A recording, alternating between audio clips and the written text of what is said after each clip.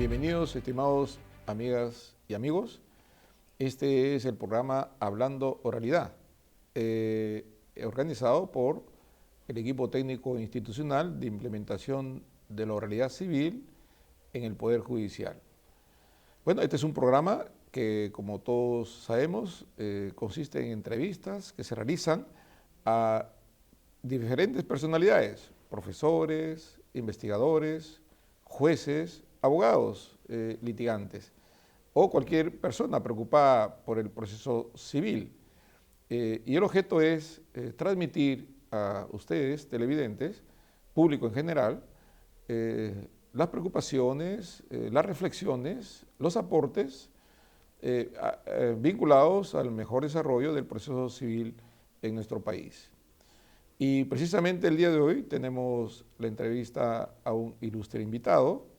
Para nosotros es un honor tener al doctor Luca Pasanante, que está por unos días aquí en el Perú y que nos trae algunos datos sobre qué cosa es lo que está sucediendo en el proceso civil italiano, de quien muchas de las inspiraciones que dieron fruto a proyectos, códigos modelos en América Latina, han tenido como fuente precisamente la doctrina del proceso civil italiano.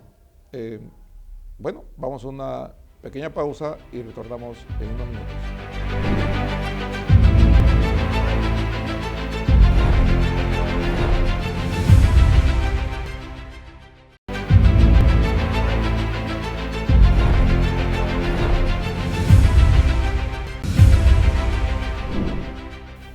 Bien, ya estamos de vuelta. Como comentábamos hace unos minutos, tenemos con nosotros al doctor Luca Pasanante. Él es catedrático de Derecho Procesal Civil en la Universidad de Brescia, en Italia, donde enseña el curso de Derecho Procesal Civil y Derecho Procesal Comparado.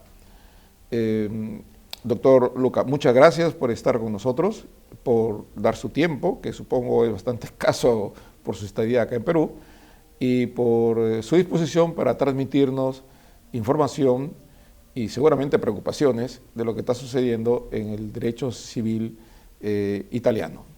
Nos cuentan que hay una reforma reciente que ha modificado el trámite del proceso civil italiano, la famosa reforma Cartabia, ¿no? Cuéntanos, ¿qué está sucediendo en Italia, doctor Luca?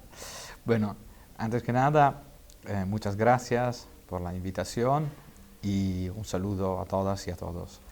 Estoy muy agradecido por esta invitación y muy honrado de ser acá a hablar con usted. Bueno, creo que como ya has adelantado, tengo que desafortunadamente llevar malas noticias desde Italia. Como todos saben, nuestro país es el país de Giuseppe Chiovenda, que planteó la realidad como una característica fundamental del proceso civil, y ahora nosotros estamos al frente de una reforma que ha reducido ulteriormente la oralidad en el proceso civil. Dos cosas me parecen bastante indicativas y llamativas a este respecto. Por un lado, tenemos tres tipologías de audiencias ahora. Una es la oral, que es la audiencia donde las partes y los abogados vienen frente al juez, la que nosotros todos conocemos. Y después tenemos una audiencia virtual, que es una audiencia que el juez tiene la discrecionalidad de ordenar y que puede ser realizada con medios virtuales de comunicaciones. Y después tenemos un tercero tipo de audiencia, que es la audiencia que nosotros llamamos de actas escritas o de papel. La llamamos extraño, ¿no? La audiencia cartolare, que significa que no hay, sí, es algo contradictorio, no hay audiencia, la audiencia está reemplazada por actas escritas. Y eso es algo que afecta al proceso ordinario de cognición. Y después tenemos también una reforma de la Corte Suprema de Casación donde se ha reducido muchísimo el espacio de la oralidad en la audiencia pública, porque muchas audiencias van a ser sin discusiones de los abogados en persona. Solo las más importantes, que son tratadas por le sezioni unite, che sono basicamente il pleno casatorio della Corte italiana, van a ser audiencias públicas. Las otras y no todas, y las otras pueden ser audiencias públicas cuando a según de la importancia de la materia. Y esta fuerte reducción de la oralidad, pero no se puede atribuir solo a la reforma Cartabia. Me parecería muy injusto decir que toda la responsabilidad es de la reforma Cartabia. Tenemos en Italia desde años el problema de la reducción de la oralidad. ¿Podría decirse que la reforma Cartabia hace realidad lo que ya existía? Sí, sí, en alguna medida sí, positiviza lo que ya venía sucediendo. Sí, en alguna parte se puede decir así, pero el hecho es que las audiencias presenciales eran obligatorias y se tenían en la vigencia del código antes de la reforma.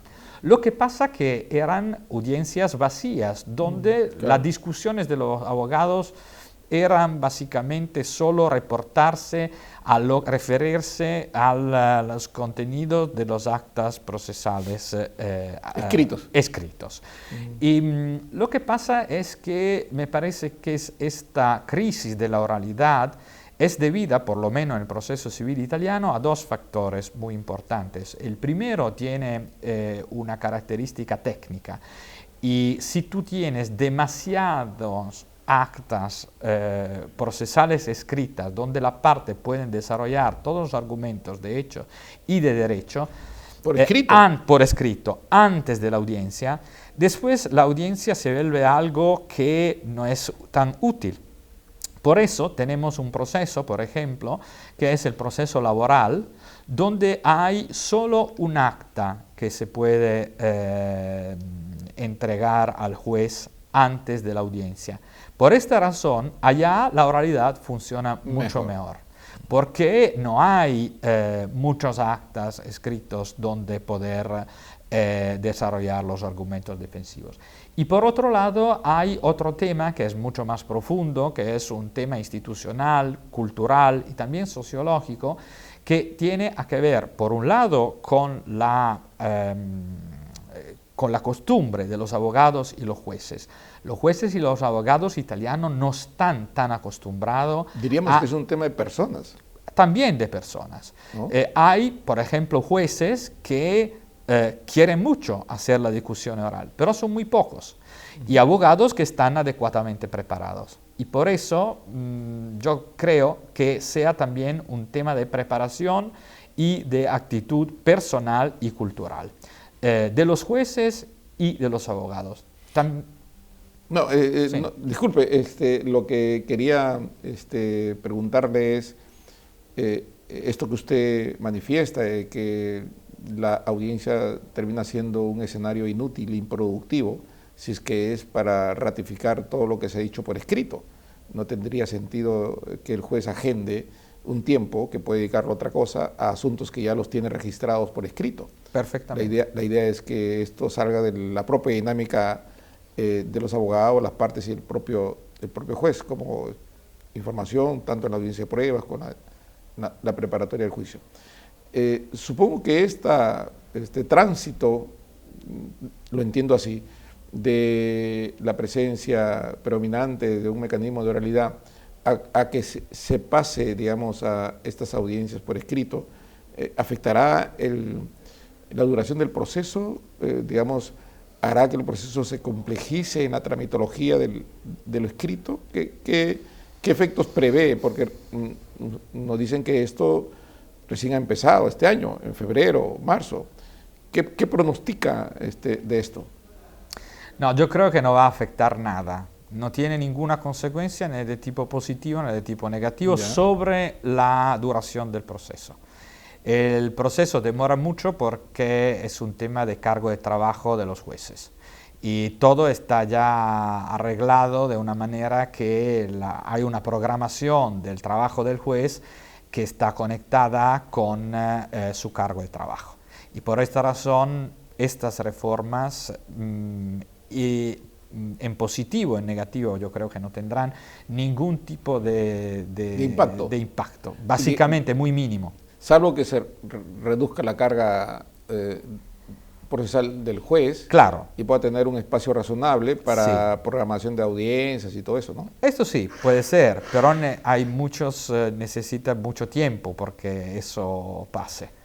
Hay mucho tiempo que no tenemos al momento. Así que si esta reforma va a modificar algo, yo creo que no, pero eso va a pasar en años, no de mañana. ¿Qué camino podría haberse escogido, qué cosa podría haberse privilegiado para mejorar estos tiempos en el proceso civil italiano, que son bastante extensos, según se tiene referencia que el plazo razonable ha llegado incluso a conocimiento del Tribunal Europeo sobre Derechos Humanos, y obviamente que esto supone también una problemática que el Estado italiano seguro que lo estará abordando. ¿Esto sería un camino para mejorar?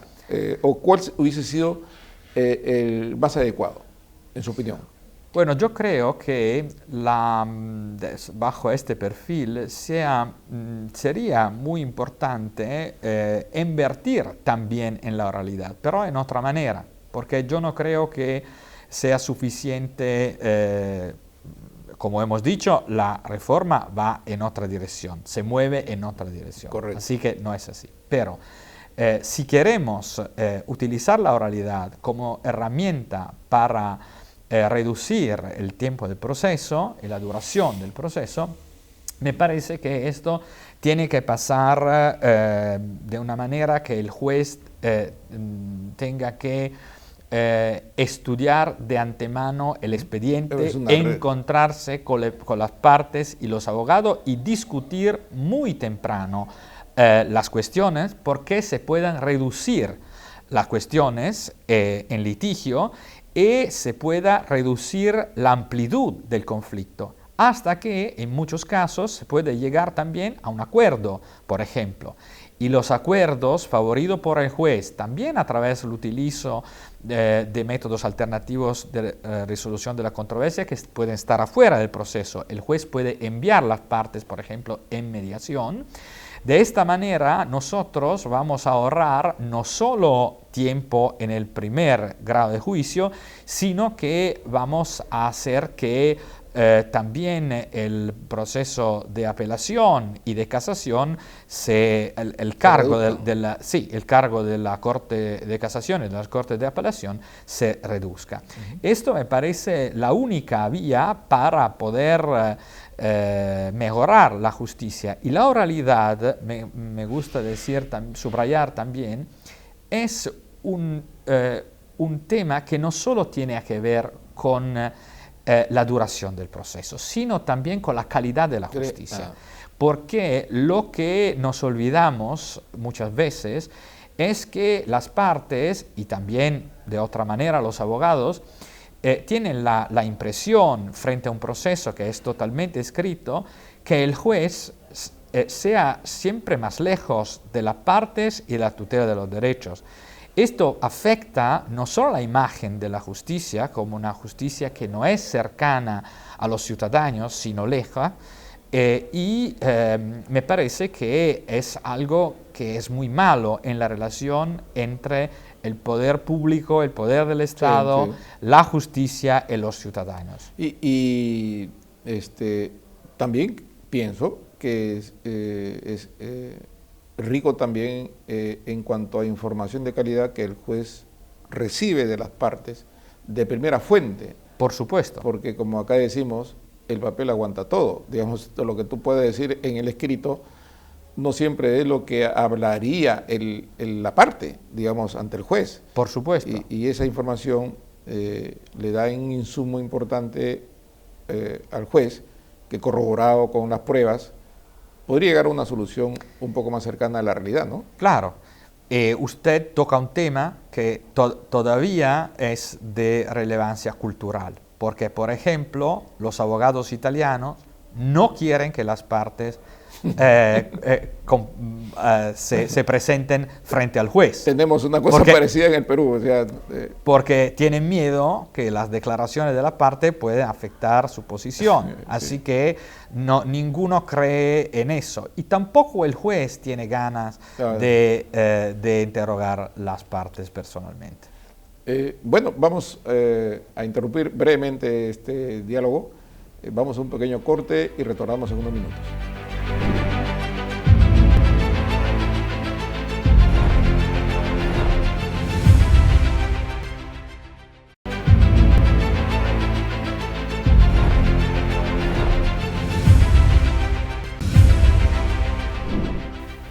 Muy bien, estamos ya de vuelta con nuestro ilustre invitado, el doctor Luca Passanante, quien nos está narrando así fresco, calentito, como decimos en el Perú, información de cómo se encuentra el proceso civil italiano. Cambiando un poco el giro de nuestra conversación, la pandemia nos obligó a la virtualidad. Y la que antes de la pandemia la teníamos para determinados casos. En el Perú por lo menos, supongo en Italia también, los procesos se tramitaban virtualmente, ¿no? Las audiencias y las comunicaciones virtuales. Siempre hay una preocupación respecto al principio de inmediación que inspira el proceso oral, ¿no? ¿La audiencia virtual afecta este principio de inmediación? Yo creo no mucho, porque sí hay una actitud de los abogados y del juez de desarrollar una discusión útil y profundizada sobre el fondo y también sobre las cuestiones procesales del proceso. Eso yo creo que se puede desarrollar también con una audiencia virtual. Lo que creo que no se puede hacer es la de papel. La audiencia de papel me parece lo peor. No hay de ninguna manera inmediación. Por otro lado, sí podemos decir que el encuentro personal agrega algo más, un valor más importante a la oralidad. Pero no me parece que la afecta mucho el hecho que las audiencias son cosas técnicas, así que se pueden discutir, en mi opinión, también con medios virtuales. Claro, excepcionalmente seguro para determinada actuación probatoria va a ser necesaria la presencialidad, ¿no? Claro. Que de hecho en nuestro país se daba incluso en plena pandemia, pero de manera muy excepcional, con los cuidados de sanidad y todo eso, pero eran presenciales en algunos casos, ¿no? Claro. En Italia también ha pasado lo mismo. Hace un momento usted comentaba respecto de la necesidad de que el juez y las partes deben ir preparados a la audiencia. De lo contrario, sería una pérdida de tiempo improvisar ahí o repetir lo que ya se escribió. La preparación de la audiencia, diríamos, por parte del juez y los abogados, supone usar alguna técnica en su experiencia. ¿Eso, digamos, requiere de alguna preparación especial o simplemente conocer el conflicto y desarrollarlo libremente en la audiencia? Bueno, la respuesta es muy simple. No tenemos mucha técnica al respecto, propiamente porque las audiencias son algo muy vacío ahora. Y así que no hay técnicas específicas. Yo creo que sería bastante, por lo menos, que los abogados y el juez fueran a la audiencia muy bien preparados en el tema. Porque eso pasa, a veces son jóvenes abogados que son enviados a la audiencia sin saber nada sobre el tema objeto del juicio. Y también el juez muchas veces pasa que tampoco ha estudiado el expediente. Así que en una audiencia de este tipo, cuando me refiero a la preparación, no me refiero tanto a una preparación técnica, sino a una preparación específica sobre el caso. Exacto, sí, claro, esa es la idea.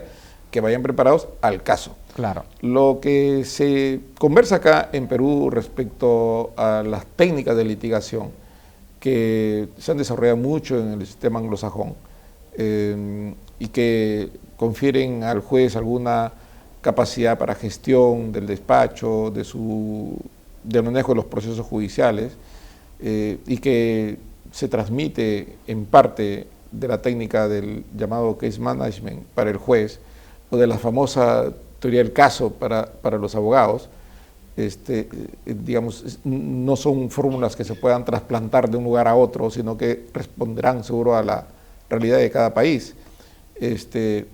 Estas técnicas ¿podrían ser de provecho? Yo creo que sí, a condición que el juez tenga algo que manejar, porque por ejemplo, si el juez no tiene tiempo y tiene la agenda que está bloqueada porque tiene un cargo demasiado largo de trabajo, no puede gestionar nada. El juez puede desarrollar un rol de juez como case manager si tiene los recursos por hacerlo. Por esa razón es algo que sí se puede hacer, en mi opinión se debería hacer, especialmente porque ahora tenemos también en Italia un tipo de procedimiento que es bastante elástico, que se puede modificar por el juez. Lo más importante es que el juez se empeña en discutir de manera muy profundizada con los abogados de las partes cómo se debe desarrollar el proceso, porque esto me parece muy importante. De otra manera, todo se reduce a un arbitrio del juez, porque muchas veces puede pasar que si no hay conversaciones y no hay discusiones con los abogados sobre esto, el juez hace lo que quiere y no hay remedio para contratarlo. Bueno, ahí se convertiría en un dictador, ¿no? Exactamente, más o menos. De lo que se trata es que el juez interactúe con las partes para capturar información de calidad y pueda, sobre todo, no solo a los abogados, sino sobre todo a las partes, ¿no? Que en su momento de la etapa del juicio pueda él capturar información válida, ¿no? Claro, también esto, pero también con los abogados que tienen que decir al juez por qué, por ejemplo, técnica, ¿no? La parte técnica, porque en este caso la discusión con los abogados va a ser muy útil porque el case management se puede desarrollar de una manera aceptable. Claro, y con las partes los hechos, ¿no? Claro, y con las partes va a discutir los hechos del caso. Esto sería fundamental, pero no se hace. Bueno, tomamos la palabra y trataremos de hacerlo en Perú, esforzarnos.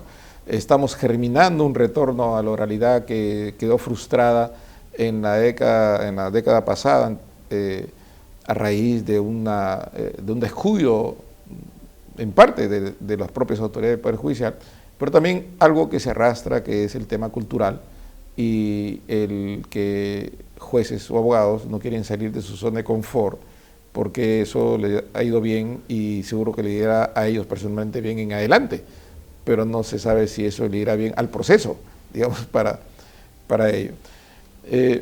Muy bien, doctor Luca, ha sido un gusto, pudiéramos seguir conversando sobre los temas del proceso civil en general y la del italiano que nos interesa mucho. Esperamos que estas modificaciones no dañen el proceso civil, sino por el contrario lo enrumben de mejor medida, pero según el diagnóstico que hemos percibido de su apreciación, es que no va por el buen camino, como el que se desearía debería ir, ¿no? Sus palabras finales sobre el tema que hemos conversado para cerrar la entrevista, estimado doctor. Bueno, muchas gracias, de verdad, que puedo decir, muy disfrutado la oportunidad y gracias por la discusión. Y lo que puedo decir es suerte al principio de la oralidad en la justicia civil en el Perú. Muchas gracias. Gracias. Muy bien, estimados amigos y amigas, con eso hemos concluido la entrevista del día de hoy. Seguiremos con otras, por supuesto, que ustedes irán viendo a través de Justicia TV, el canal del Poder Judicial, todos los martes a partir de las 10 de la noche. Muchas gracias.